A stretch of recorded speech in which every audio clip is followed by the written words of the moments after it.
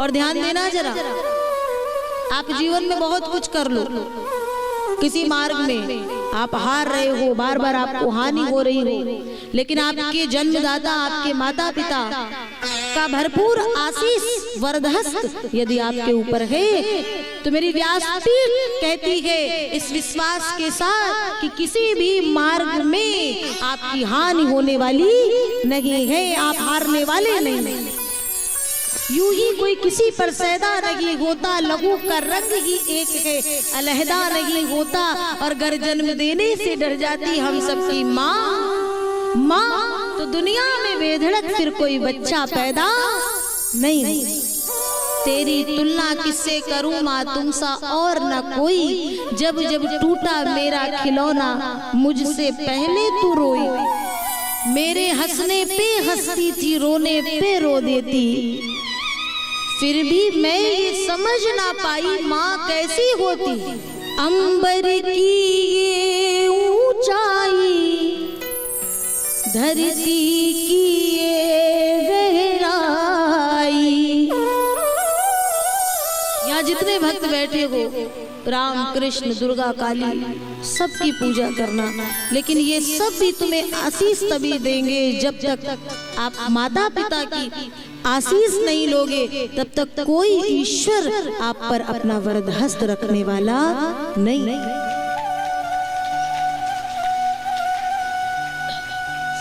इस धरती पर ईश्वर भी आता है तो वो भी हारता है केवल और केवल माता और पिता के आगे। अंबर की ये ऊंचाई, धरती की ये गहराई, तेरे मन में है समाई। माई ओ माई,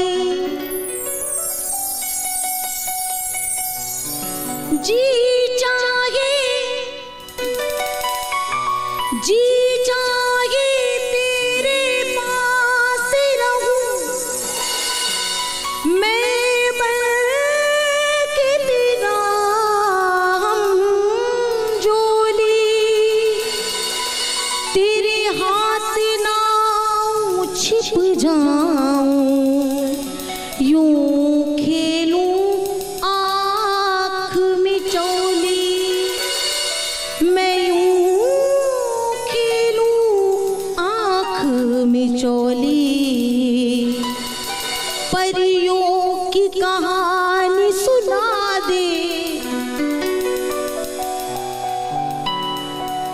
कोई मीठी सी लोरी गा दे, कर दे सपने सुखदाई।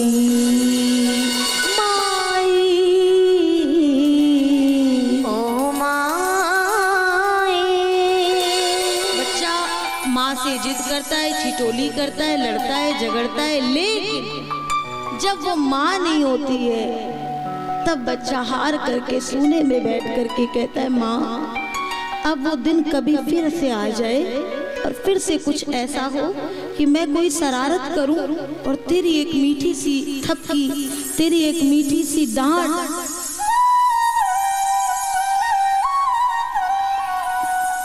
एक बार और सुनने को मिल जाए।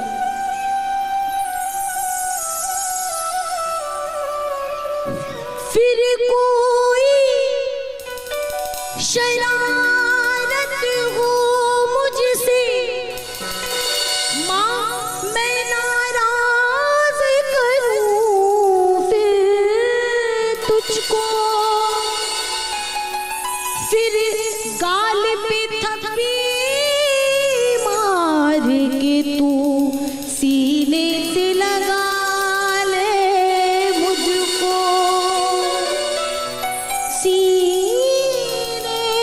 से लगा ले मुझको।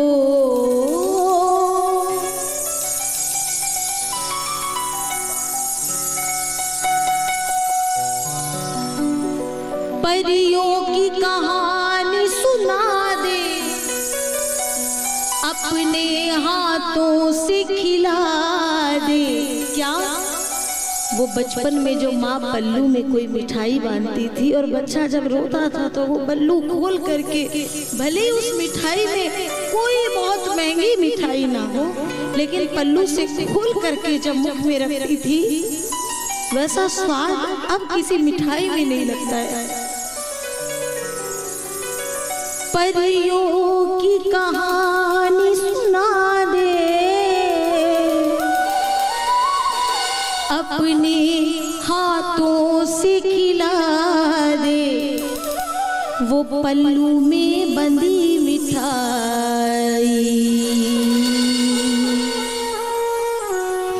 माई ओ माई।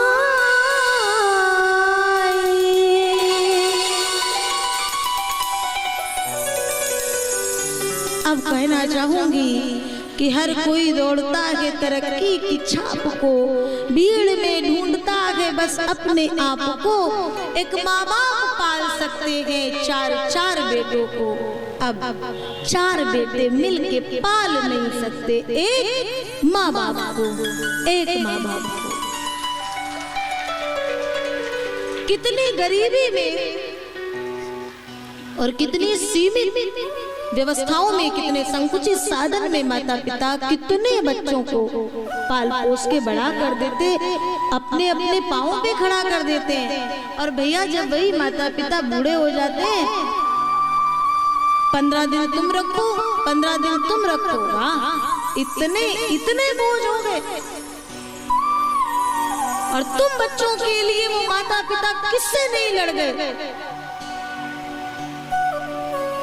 इसलिए कथा तो बहुत सुनना, बहुत करना, लेकिन सबसे पहले अपने जो जीते जागते भगवान हैं, उन्होंने क्या किया क्या नहीं किया सब हटा दो, लेकिन अपनी उस पुत्र की पुत्री जो भी जिस भी रूप में हो, आप अपनी वो संतान की सेवा से वंचित मत रहना, नहीं तो कोई भगवान तुम्हें स्वीकार करने वाला नहीं।